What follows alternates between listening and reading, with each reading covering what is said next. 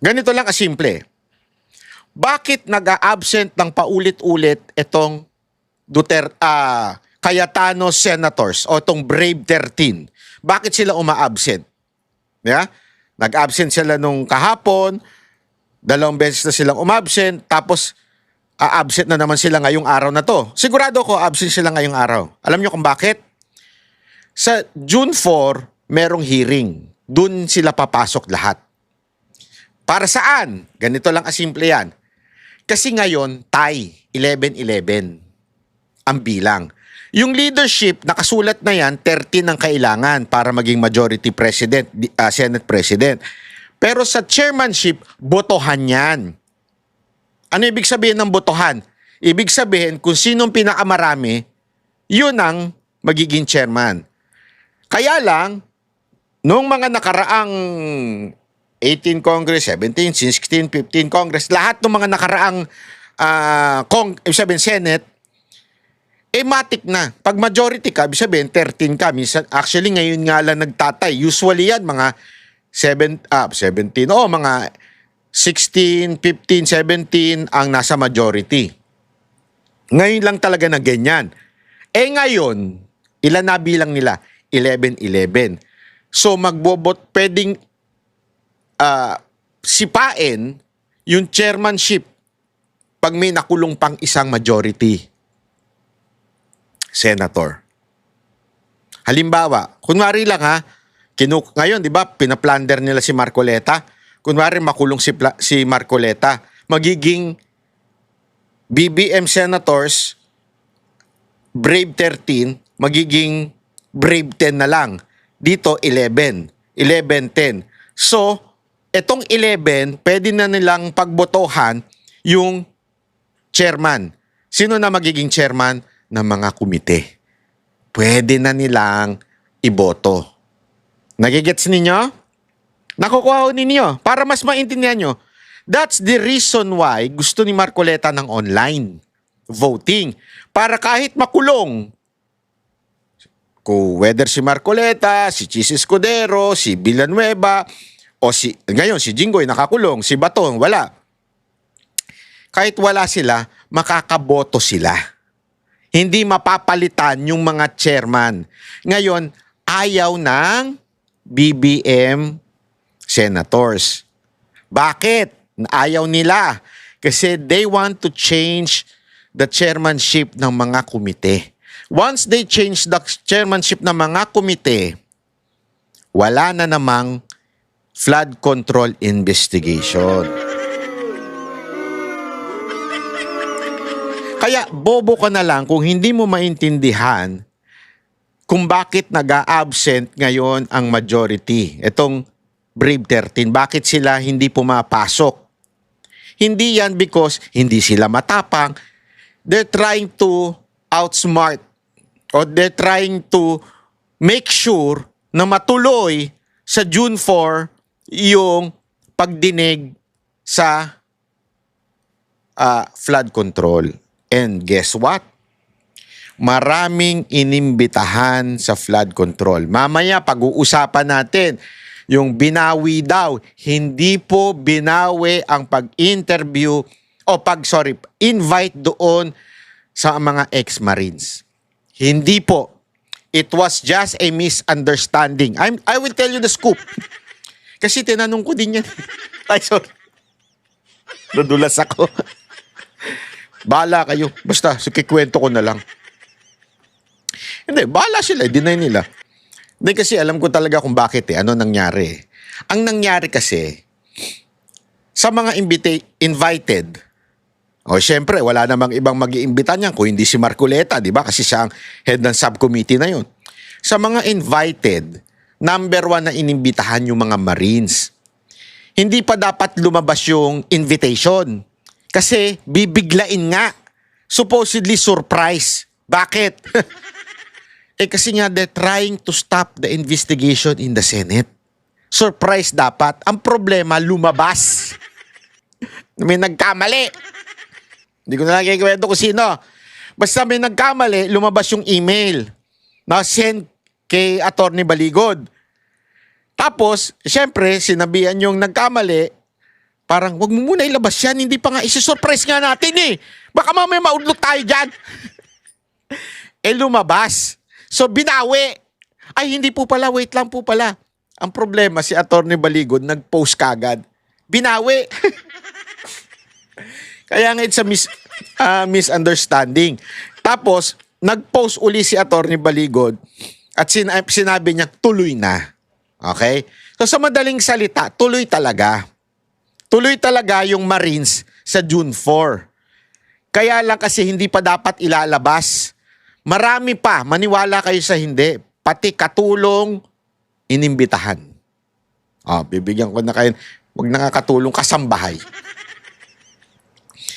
Kasambahay at asawa ng mga congressman na mastermind. Ayan, binigyan ko na kayo ng scoop. Inimbitahan din. Di ko lang alam kung a-attend sila ha, pero inimbitahan din. Talagang halos lahat inimbitahan. Kaya pasabog yan June 4 na yan. Maniwala kayo. Kaya hindi sila a-attend. Ngayong araw na to, Wednesday, hindi sila a-attend ng etong majority, hindi a-attend ng session na naman. Bakit? Kasi magkakaroon ng deadlock. Magkakapalitan ng chairmanship. Pag nagkapalitan ng chairmanship, hindi matutuloy yung June 4, which is Thursday. Nakukuha ninyo? Kasi 11-11 sila ngayon eh. Paano kung magkakaroon ng question yan? Papalitan namin. Equal tayo. Patay. Di ba? Malay mo, meron pang labasan ng warrant ngayong araw na to. Hindi natin alam. Hindi magiging 11-10 na lang. Yan ang purpose nila eh. Kung bakit nila kinukulong. Kung bakit nila winawarrant. At kasi ang pagboto ng mga chairmanship kailangan nandun sa plenaryo. Alam nyo ba, sa ibang bansa nga, kinuwento sa akin ito ng isang, sino man nagkwento sa akin. Sa ibang bansa, nangyayari pa nga yan. Kinikidnap yung mga, ang tawag nila doon? Parang, hindi congressman ang tawag nila yung kanilang mga legislative na officer, yung kung ano man ang tawag nila, kinigitnam para hindi makaboto sa plenaryo. Ganong katindi sa ibang bansa. Dito, syempre, hindi naman gagawin yun. Pero, hindi natin alam. Nothing is impossible to the bend the law of government. Pero, yun po ang mangyayari. Kaya, pinag-iingatan ngayon ni Cayetano. Kaya nga, alam nyo, blessing in disguise. Kung mapapansin niyo, isa sa mga sinabi ni Cayetano is blessing in disguise. Blessing in disguise, yung ginawang walkout ng minority. Akala nila nakapunto sila doon. Because of that, now, the people is saying, you deserve it. You deserve it na i-ghost din kayo ng majority. Ginawa nyo yan eh. Eto, mapapala ninyo. Kasi if you're questioning, simple lang, if you're questioning the absence of the brave 13 senators, bakit di nyo kine-question yung walkout? That's hypocrisy. Di ba? Kine-question nila yung walkout, kine-question nila yung kay Cayetano na senators, hindi nila kine-question yung walkout. Remember, the purpose of the walkout of the BBM senators para hindi pagbotohan yung supposedly pag-uusapan ba yung online voting? Yun lang naman yung pagbobotohan dapat nag-walkout sila. Ibig sabihin, binastos nila. Kaya katarantaduhan, yung mga nagko-comment, kahit si Drillo nag-comment pa first time daw nangyari sa Senate tong ganitong klaseng walkout. Tapos, first time daw nangyari sa Senate yung nag-a-absent para hindi matuloy yung session. Pero kung titingnan mo, ba't di mo tinanong yung walkout? Bakit di mo pinuna yung walkout? Bakit pinuna mo lang yung absent ng majority Senate o itong Cayetano senators? Bakit? Isa lang. Yan yung tinatawag natin na ugali ng mga pinklawan at dilawan. Double standard. Di ba? Ginawa nyo Ginawa nyo nga para hindi bagbotohan yung kay Marcoleta, nag-walkout kayo, tas ngayon magagalit kayo. Ginagawa sa inyo yung ginawa ninyo. Double standard kayo.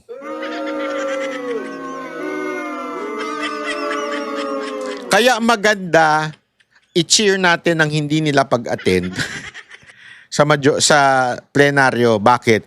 Para matuloy yung June 4. And that's the purpose of the brave 13 senators, para matuloy yung June 4 na hearing. Kasi pasabog daw talaga yung June 4 hearing. Abangan natin yan. Nakakatuwa eh. Bakit? Gigil na gigil sila eh. Kaya nga ito, di ba? Simpleng-simple. Yung sinabi ni Jinggoy, ilang beses ko na rin sinabi sa inyo yan. Actually, bago pa niya sinabi yan, kinuwento ko na sa inyo. Bakit? Kasi nga may alam tayo eh. Talagang may tinatakot sila. Meron silang tinatakot. At kaya may papangalanan ako ha, na traidor. Mamaya. Napangalanan ko sa inyo. Tinatakot talaga nila si Jinggoy noon pa. Si Jinggoy, si Villanueva at si Escudero. At hindi si Margoleta, hindi naman yung kayang takutin eh. Bakit? Kasi alam naman nila hindi magbabago yung tao eh. Na lumipat para mapunta yung leadership uli doon sa BBM senators. At alam nyo, sabi nga nila eh, may haka-haka. Hindi ko na lang sasabihin sa inyo kung sino. Pero marami talagang tumawag kay Jinggoy. Isa na dyan yung babae. At saka yung isang gabinete na umaga pa lang umiinom na. Oh. Totoo yan. Kaya nga alam nyo, nakakatakot eh. At alam mo, napaplastikan ako. Ito na, sasabihin ko na sa inyo yung traidor. Alam nyo, dapat talaga magiging magiging supposedly hindi lang 13, 15 dapat yan. Tapos, etong si Subiri, nag-iinarte. O sige, di lumipat siya. Diba? Sinabi nga niya, tinanong nga siya ni Cayetano, diba? Na, si Subiri kasi ganyan yan eh. Totoo lang ha, si Subiri, ganyan yan. Ano yan eh, wala namang bayag yan eh. Walang paninindigan yan sa buhay. Ganyan talaga yan. Pero ang talagang supposedly kasama nila ng mga Cayetano, alam mo kung sino? Si JB Ejercito. Pasensya ka na ha, Senator JB, papangalanan na kita. And you cannot deny this.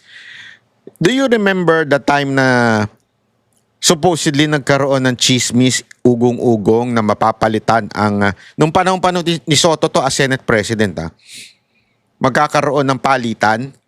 Umugong na yun noong una eh. Alam nyo kung sino ang ipapalit, supposedly? Si Legarda. Si Senator Loren dapat na magiging Senate President.